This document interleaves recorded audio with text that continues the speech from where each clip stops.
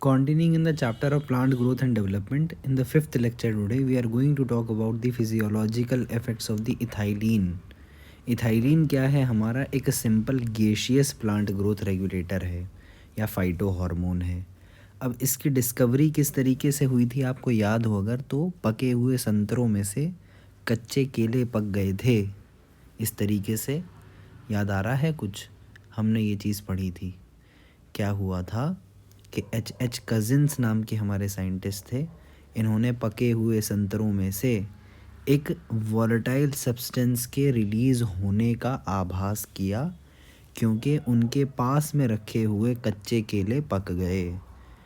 बहरहाल इसका एक बहुत फेमस कंपाउंड है एथीफोन, जिसको आप लोग यूज़ करते हो। अब ये जो एथीफोन है इसके ऊपर प्रीवियस ईयर में नीट में क्वेश्चन भी आ चुका है। एथीफोन जो है हमारा क्यों इतना फेमस है? बिकॉज़ ये एक्वस सोल्यूशन के अंदर in an aqueous solution readily absorbed हो जाता है। रेडिली एब्जॉर्ब हो जाता है तो क्या करेगा? फ्रूट राइपनिंग में हेल्प करता है। इसके 3 काम हैं। एथीफोन के बारे में एनसीईआरटी ने 3 बातें कही हैं।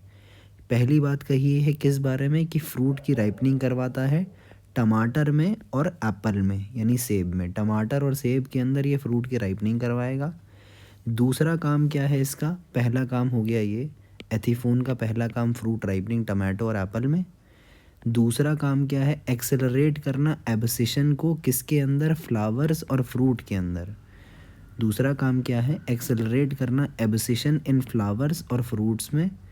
फ्रूट्स के अंदर क्या बात है? ये 3 पेड़ के नाम दिए हैं। कॉटन के अंदर थिनिंग करेंगे, चेरी और वॉलनट, इन सब के अंदर फ्रूट्स की और लीव्स की एब्सिशन को एक्सेलरेट कर रहा है।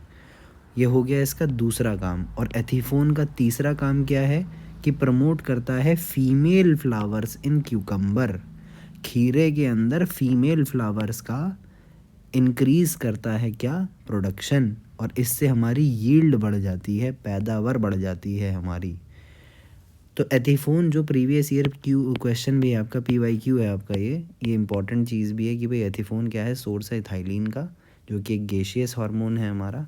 वो किस में हेल्प कर रहा है? फ्रूट राइपनिंग में हेल्प कर रहा है टमेटो और एप्पल में। एब्सिशन ऑफ फ्लावर और फ्रूट की हेल्प कर रहा है किस में? इन तीनों में। फीमेल फ्लावर्स को प्रमोट कर रहा है क्यूकम्बर्स के अंदर, और इस तरीके से यील्ड बढ़ जा रही है। अच्छा, ये स्टेटमेंट बेस्ड क्वेश्चन के अंदर ना क्या करते हैं कि ये क्यूकम्बर्स के बारे में डालते हैं कि एथीफोन जो है फ्लावर्स इन क्यूकम्बर्स को प्रमोट करता है, फ्लावरिंग इन क्यूकम्बर्स को। तो ये बात तो सही है, लेकिन कौन से फ्लावर्स को? तो फीमेल फ्लावर्स को। ये चीज़ याद रखनी है आपसे। ये ट्रू और फॉल्स में यहाँ पर मेल डाल देगा और आप गलत कर दोगे, तो ये ध्यान रखना है, फीमेल फ्लावर्स दे रखा है। फिर ये बात आती है कि इसके जितने भी बाकी के बचे हुए काम हैं ना, इसको आप 3 चीज़ों से याद रख सकते हो। कि आपको एक बात याद रखनी है हुक की, दूसरी बात याद रखनी है कि ये गैशियस हार्मोन है, तीसरी चीज़ बात याद रखनी है मैच्योरिटी, कि हमारी जो इथाइलिन है ये हमेशा काम करवाएगी मैच्योरिटी वाला। अब इस मैच्योरिटी हेडिंग के अंदर जितने भी एग्जांपल्स हैं इसके अंदर, उस सबको मैंने ग्रीन से हाईलाइट किया है। देखो, मैच्योरिटी कब आती है इंसान के अंदर या पेड़ के अंदर? जब उसकी प्राइमरी ग्रोथ पूरी हो चुकी होती है। प्राइमरी ग्रोथ पूरी हो गई है, अब उसको जो है प्राइमरी ग्रोथ कैसे? इस तरीके से होनी है हमारी। ये प्राइमरी प्लांट बॉडी इस तरीके से वर्टिकली बढ़ती है। तो हॉरिजॉन्टल ग्रोथ जितनी भी होनी है हमारी, वो कैसी है? हमारी मैच्योरिटी पे देखने को मिलेगी। सिमिलरली फ्लावरिंग वगैरह किस चीज़ पे देखने को मिलेगा? मैच्योरिटी पे देखने को मिलेगा। यही चीज़ है, हम लोग अब जितने भी एग्जांपल्स पढ़ेंगे उसके अंदर देखते जाएंगे सारी की सारी मैच्योरिटी क्या क्या देखने को मिल रही है। उसको मैंने अलग कलर से दिखाने के लिए ग्रीन से हाईलाइट किया है। हॉरिजॉन्टल ग्रोथ हो रही है अगर सीडलिंग्स की, तो भैया क्या? मैच्योरिटी देखने को मिल रही है। स्वेलिंग हो रही है एक्सिस की, यानी फिर से इस तरीके से हॉरिजॉन्टल ग्रोथ है, तो क्या हो गया? स्वेलिंग ऑफ द एक्सिस भी मैच्योरिटी की हेडिंग में आया। प्रमोट कर रहा है सेनेसेंस, सेनेसेंस बोलते हैं बुढ़ापे को। और एब्सिशन हो रहा है प्लांट के ऑर्गन्स का, स्पेशली लीव्स का और फ्लावर्स का। एब्सिशन होना और सेनेसेंस होना ऑब्वियसली मैच्योरिटी की निशानी है।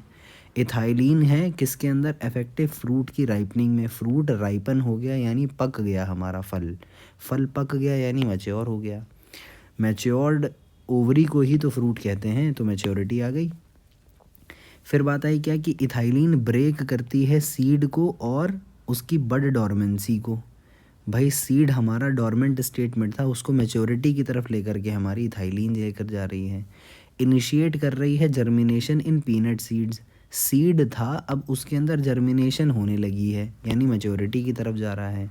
स्प्राउटिंग हो रही है पटैटो के ट्यूबर में, यानी सिर्फ ट्यूबर पड़ा हुआ था उसके अंदर पेड़ बनने लगा है, तो ऑब्वियसली मैच्योरिटी की तरफ जा रहा है। इथाइलिन प्रमोट कर रहा है रैपिड इंटरनोड या पीटियोल इलोंगेशन इन डीप वाटर राइस प्लांट्स। जो डीप वाटर के चावल के पेड़ हैं उनके अंदर क्या हो रहा है, इंटरनोड और पीटियोल की इलोंगेशन हो रही है। तो इलोंगेशन कर रहा है अगर किसी चीज़ का, तो इलोंगेशन तो तब करेगा ना जब प्राइमरी बॉडी बनी हुई होएगी। तो ये भी किस कैटेगरी में आया, मैच्योरिटी की कैटेगरी में आया।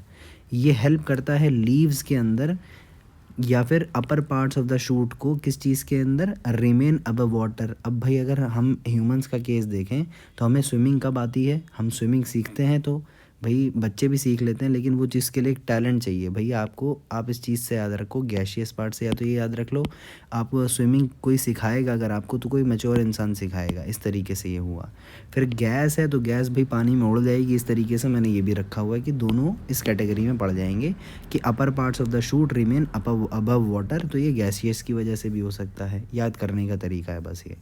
फिर रूट की ग्रोथ और रूट की हेयर फॉर्मेशन होना। अब हमने जब अपना मॉर्फोलॉजी पढ़ा था चैप्टर, तब हमने बात करी थी रूट हेयर जो होते हैं वो रीजन ऑफ मैच्योरेशन के अंदर देखने को मिलते हैं।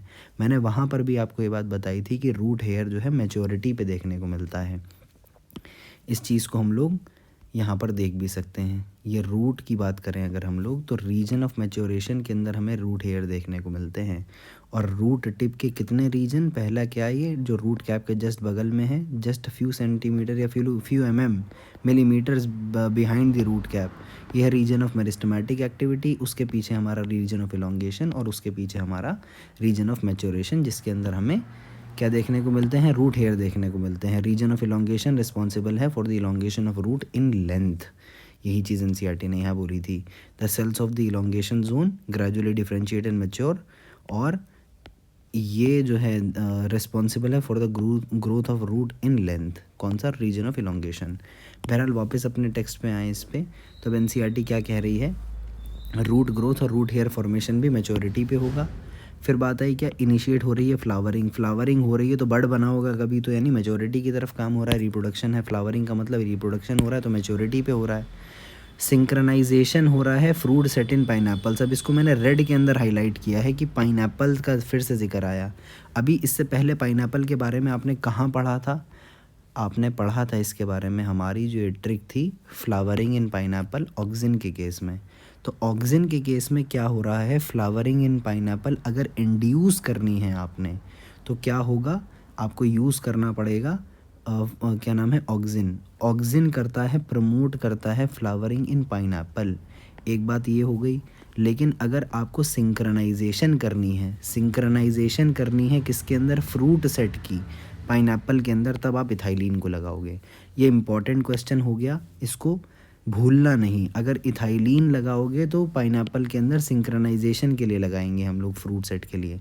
लेकिन अगर प्रमोट करनी है फ्लावरिंग तो ऑक्सिन को लगाते हैं। और मैंगो के अंदर अगर हमें करना है ये काम तो फ्लावरिंग इंड्यूस करने के लिए हम लोग इथाइलिन को पकड़ेंगे। ये था हमारा मैच्योरिटी हेडलाइन। हुक की बात करें तो एपिकल हुक फॉर्मेशन ये करता है, apical hook formation in case of dicot seedling. अच्छा, अगर ये बाई चांस भूल जाओ डायकॉट सीडलिंग है तो इथाइलिन का फॉर्मूला क्या होता है, C2H4 होता है। इथाइलिन है ना, तो C2H4 है, C2H4, हाँ। तो ये 2 कार्बन वाला कंपाउंड है, 2 कार्बन वाला कंपाउंड है हमारा इथाइलिन। तो इसके अंदर हमने देखा कि ये डायकॉट हुआ और एपिकल हुक की फॉर्मेशन हमें इसके अंदर देखने को मिली। बहरहाल this was all about the basic features जो हमारे इसके थे, इथाइलिन के थे। C2H4 ही है इसका फॉर्मूला। बहरहाल हम लोग कंटिन्यू करें इसके अंदर। अब जो जो बातें बची हुई रह गई वो क्या है कि इथाइलिन जो है हमारा सिंपल गैसियस PGR है, जिसको सिंथेसाइज किया जा रहा है लार्ज अमाउंट्स के अंदर। कहाँ से, इसका सोर्स कौन है, वो टिश्यूज़ हैं जो कि अंडरगो कर रहे हैं सेनेसेंस, जिनमें बुढ़ापा आ गया।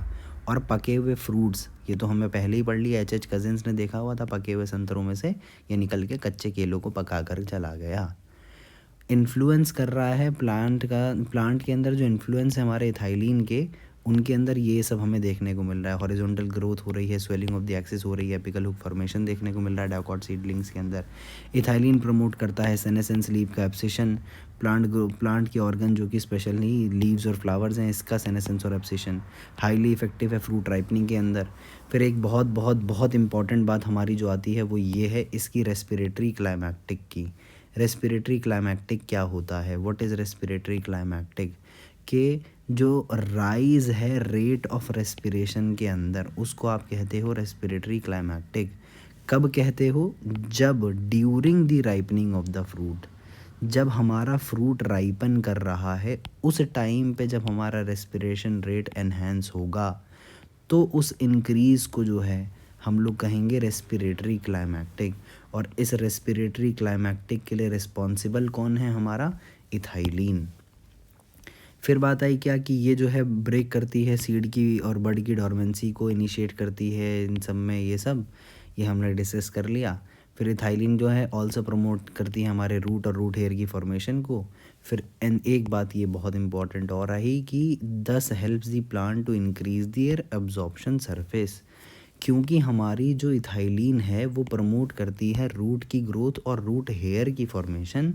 तो एक तरीके से ये क्या कर रही है? इंक्रीज़ कर रही है एब्जॉर्प्शन सरफेस को। फिर बात आई क्या, तो ये अच्छा ये वाली चीज़ जो है अब आपसे एजर्शन रीज़न में या स्टेटमेंट बेस्ड क्वेश्चन में पूछ सकते हैं, बिकॉज इसका रीज़न ये हो गया। बहरहाल फिर हम लोग आगे बात करें, इथाइलिन को हम लोग यूज़ करते हैं इनिशिएट करने के लिए फ्लावरिंग को और सिंक्रनाइज करने के लिए फ्रूट सेट इन पाइनएप्पल्स को। ये याद रखना, पाइनएप्पल्स के अंदर प्रमोट करने के लिए ऑक्सिन था फ्लावर को, और फ्रूट को सेट करने के लिए हमारा पाइनएप्पल में कौन है? हमारा इथाइलिन। फिर बात आई क्या, इथाइलिन रेगुलेट करता है बहुत सारे फिजियोलॉजिकल प्रोसेसेस, और इसीलिए मोस्ट वाइडली यूज्ड पीजीआर है एग्रीकल्चर के अंदर। मोस्ट वाइडली यूज्ड कंपाउंड जो कि सोर्स है इथाइलिन का, वो क्या है? एथेफॉन। एथेफॉन एक्वस सोल्यूशन के अंदर रेडिली एब्जॉर्ब हो जाएगा और transported with in the plant and releases ethylene slowly. ये लाइन भी इम्पॉर्टेंट हो जाती है। जो एक्वस सोल्यूशन के अंदर हमने दिया है वो क्या है? रेडिली एब्जॉर्ब हो जाएगा और ट्रांसपोर्ट होएगा प्लांट के अंदर अंदर, और फिर रिलीज़ करता रहता है इथाइलिन धीरे धीरे। और इसके 3 काम हैं जो हम लोग ऑलरेडी डिस्कस कर चुके। क्या? पहला, फ्रूट की राइपनिंग में हेल्प कर रहा है टमाटर और सेब में। फिर एब्सेशन ऑफ फ्लावर और रूट देखने को मिल रहा है इन तीनों के अंदर। और फीमेल फ्लावर्स का हमें देखने को मिल रहा है क्यूकम्बर्स के अंदर यानी खीरे में, जो कि इंक्रीज़ कर रहे हैं हमारी यील्ड को। This was all about ethylene. I hope आपको ये चीज़ें समझ में आई हों।